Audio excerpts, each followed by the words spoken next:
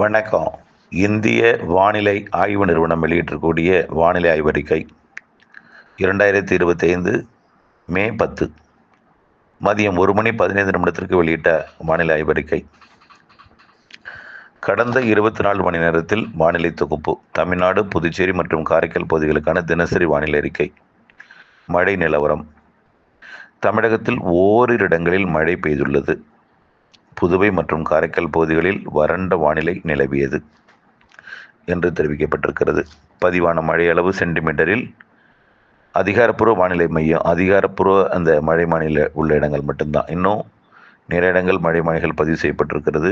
கிராமப்புறங்களில் அது முறையாக தொடங்கி வைக்கப்படவில்லை. இருந்தாலும் ஏற்கனவே நிறுவப்பட்டுள்ள மழை மானிகள் பதிவு தற்பொழுது தொகுத்து வழங்கப்படுகிறது. இது இந்திய வானிலை ஆய்வு நிறுவனம் வெளியிட்டுள்ள மழை பதிவு அறிக்கை. ஓசூர் AWS கிருஷ்ணகிரி மாவட்டம் 6 சென்டிமீட்டர் மழை பொழிந்திருக்கிறது. ஓசூரில். ராமநாதபுரம் மாவட்டம் பரமக்குடி 4 சென்டிமீட்டர். கிருஷ்ணகிரி மாவட்டம் ஓசூர் மேலும் திருப்பத்தூர் மாவட்டம் வாணியம்பாடி, அரியலூர் மாவட்டம் சுத்தமல்லி அணை, வேலூர் மாவட்டம் விரிஞ்சிபுரம் AWS, திருப்பத்தூர் மாவட்டம் ஆலங்காயம், மேலும் கள்ளக்குறிச்சி மாவட்டம் மணலூர்பேட்டை தலா 3 சென்டிமீட்டர். வேலூர் மாவட்டம் அம்முண்டி, கிருஷ்ணகிரி மாவட்டம் கிழவரப்பள்ளி அணை, கள்ளக்குறிச்சி மாவட்டம் அரியலூர் தலா 2 சென்டிமீட்டர்.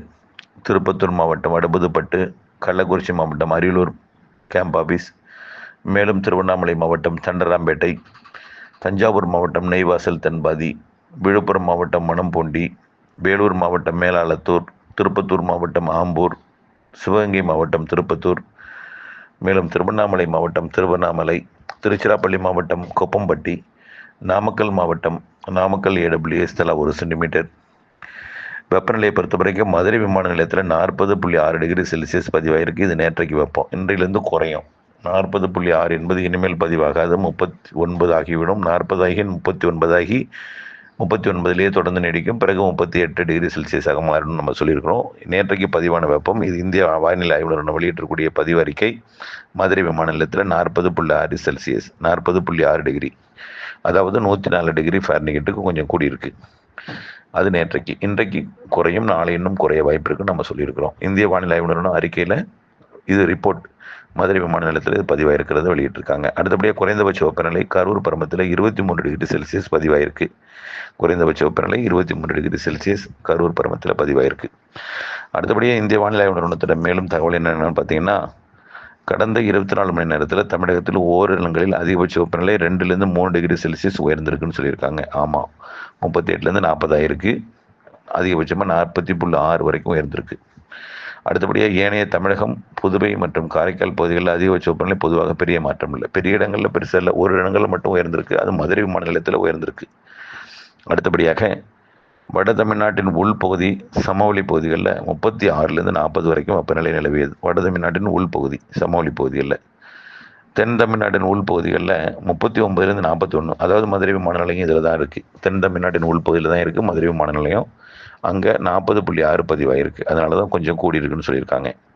அடுத்தபடியாக வட தமிழக கடலோர பகுதிகளில் புதுவை மற்றும் காரைக்கால் பகுதிகளில் 35லேருந்து 38 வரைக்கும் பதிவாயிருக்கு. வட தமிழ்நாட்டின் கடலோர பகுதிகளில் 35லேருந்து 38, அதாவது 100 டிகிரி நெருங்கியிருக்கு.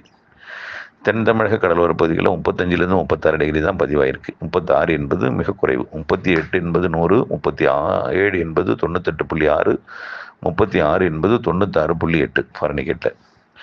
அடுத்தபடியாக மலைப்பகுதிகளில் 20லேருந்து 29 டிகிரி செல்சியஸ் பதிவாயிருக்கு. அடுத்தபடியாக இயல்பை விட வெப்பநிலையில் வேறுபாடு எப்படி இருந்ததுன்னு பார்த்தீங்கன்னா, இயல்பை விட அதிகமாக இருந்தது கரூர் மாவட்டத்தில். இயல்பை விட மிக அதிகமாக இருந்தது கரூர் மாவட்டம். இயல்பை விட அதிகமாக இருந்தது தஞ்சாவூர், ஈரோடு, கன்னியாகுமரி, மதுரை, ராமநாதபுரம், கோயம்புத்தூரில் இயல்பை விட கொஞ்சம் கூடுதல் வெப்பம் இருந்தது. இயல்பை விட குறைவாக இருந்த மாவட்டம் பார்த்திங்கன்னா திருவள்ளூர், வேலூர் மாவட்டத்தில் இயல்பை விட குறைவாக இருந்துச்சு வெப்பம். பிற மாவட்டங்களில் இயல்பான வெப்பம் பதிவாகிருக்கு. அடுத்தபடியாக அடுத்த 7 தினங்களுக்கான வானிலை முன்னறிவிப்பு மற்றும் எச்சரிக்கை. தென்னிந்திய பகுதிகளின் மேல் இந்திய வானிலை ஆய்வு நிறுவனம் வெளியிட்டிருக்கக்கூடிய வானிலை எச்சரிக்கை இது. அடுத்த 7 தினங்களுக்கான வானிலை முன்னறிவிப்பு மற்றும் எச்சரிக்கை இது. இந்திய வானிலை ஆய்வு நிறுவனத்தோட ஆய்வறிக்கை. தென்னிந்திய பகுதிகளின் மேல் வளிமண்டல கீழடுக்கு பகுதியில் கிழக்கு மற்றும் மேற்கு திசை காற்று சந்திப்பு நடைபெறுகிறது. என்று சொல்லப்பட்டிருக்கு. அடுத்தது தென்கிழக்கு வங்கக்கடல் மற்றும் அதனை ஒட்டியுள்ள அந்தமான் கடற்பகுதியில் ஒரு வளிமண்டல கீழடுக்கு சுழற்சி உருவாகியிருக்கு. நேற்றைக்கு அது மேலடுக்கு சுழற்சியாக இருந்தது, இப்போ கீழடுக்கு சுழற்சியாக மாறி இருக்கு. அடுத்தது தென்மேற்கு பருவமழை அந்தமான் கடற்பகுதி தென்கிழக்கு வங்கக்கடல் பகுதியில் வருகிற 13ஆம் தேதி வாக்கில் துவங்கக்கூடும் அப்படின்னு சொல்லியிருக்கிறாங்க. அந்தமான் கடற்பகுதியில் 13ஆம் தேதி தென்மேற்கு பருவமழை தொடங்கக்கூடும்னு சொல்லியிருக்காங்க. அடுத்தபடியாக இன்றைக்கு 10:05 வானிலை எப்படி இருக்குன்னு எதிர்பார்க்குறாங்கன்னு பார்த்தீங்கன்னா, இந்திய வானிலை ஆய்வுடன் அறிக்கை இது. தமிழ்நாட்டில் ஓரிரு இடங்களில் புதுவை காரைக்கால் பகுதிகளில் இடி மின்னலுடன் கூடிய லேசான மிதமான மழை பெய்யக்கூடும். ஓரிரு இடங்கள் தான் சொல்லியிருக்காங்க. இன்றைக்கு ஓரிரு இடங்களில் தமிழ்நாட்டில் இடி மின்னலுடன் கூடிய லேசான மழை பெய்யக்கூடும்னு சொல்லியிருக்காங்க. நாளைக்கு 11ஆம் தேதியும் அடுத்த நாள் 12ஆம் தேதியும் இதே மாதிரி தான் தமிழ்நாட்டின் ஓரிரு இடங்கள் புதுச்சேரி காரைக்கால் பகுதிகளில் லேசான மிதமான மழை பெய்யக்கூடும்னு சொல்லியிருக்காங்க. 13ஆம் தேதி என்ன சொல்லியிருக்காங்கன்னு பார்த்தீங்கன்னா, கொஞ்சம் நம்ம சொன்ன மாதிரியே கொஞ்சம் நல்ல வலுவாக சொல்லியிருக்காங்க.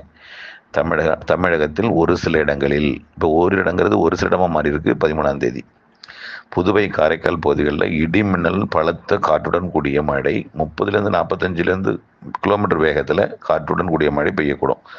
லேசான மிதமான மழை ஒரு சில இடங்களில் சொல்லியிருக்காங்க. எங்கெங்கெல்லாம் அழுத்தமாக உறுதியாக கனமழைன்னு சொல்லியிருக்காங்கன்னு பார்த்தீங்கன்னா, 13ஆம் தேதி நீலகிரி, ஈரோடு, சேலம், தருமபுரி, கிருஷ்ணகிரி, திருப்பத்தூர் மாவட்டங்கள். நாமும் அதான் ஏற்கனவே சொல்லியிருக்கிறோம். கர்நாடக எல்லையோரம், கேரள எல்லையோரம்னு சொல்லியிருக்கோம். அதே தான் அவங்களும் சொல்லியிருக்காங்க. 13ஆம் தேதி சொல்லியிருக்காங்க. நம்ம 12ஆம் தேதியிலேருந்துன்னு சொல்லியிருக்கிறோம். ஓகேயா? அடுத்து 14ஆம் தேதி இதே போல் தான் சொல்லியிருக்காங்க. எங்கெங்கெல்லாம் நீலகிரி, ஈரோடு, தருமபுரி, கிருஷ்ணகிரி, திருப்பத்தூர் மாவட்டங்களில் ஒரு இடங்களில் கனமழை வாய்ப்பு இருக்குன்னு சொல்லியிருக்காங்க. நம்ம மேற்கிருந்து கர்நாடக எல்லையோர, கேரள எல்லையோர, ஆந்திர எல்லையோர மாவட்டங்கள்னு சொல்லி வங்கக்கடலோரம் வரைக்கும் சொல்லியிருக்கோம். வங்கக்கடலோரம் குறைவாக இருக்கும்னு சொல்லியிருக்கோம், மேற்கு அதிகமாக இருக்கும்னு சொல்லியிருக்கோம். அதே தான் அவங்களும் சொல்லியிருக்காங்க. குறிப்பாக கனமழை வாய்ப்பு மாவட்டம் ஈரோடு, நீலகிரி, தருமபுரி, கிருஷ்ணகிரி. நம்ம என்ன சொன்னோம், கர்நாடக எல்லையோரம் வடமேற்கு பகுதியில் இருந்து வரக்கூடிய வெப்பக்காற்று கர்நாடக எல்லையோரம் வலுவான மழை இருக்கும்னு சொல்லியிருக்கோம். ஓகே, அடுத்தபடியாக பார்த்தீங்கன்னா அதிகபட்ச வெப்பநிலை இயல்பை ஒட்டி இருக்கும்னு சொல்லியிருக்காங்க. இயல்பை விட ஒரு இடங்களில் சற்று கூடலாம்னு சொல்லியிருக்காங்க. அடுத்தபடியாக சென்னை மற்றும் புறநகர்களுக்கான வானிலை எச்சரிக்கை. வானம் ஓரளவு மேகமூட்டத்துடன் காணப்படும். நகரின் ஒரு சில பகுதிகளில் இடிமண்டலம் கூடிய லேசான மிதமான மழை பெய்ய வாய்ப்புள்ளது. அதிகபட்ச வெப்பநிலை 38-39 டிகிரியாகவும் குறைந்தபட்ச வெப்பநிலை 27-28 டிகிரியாகவும் இருக்கக்கூடும்னு சொல்லியிருக்காங்க சென்னைக்கு.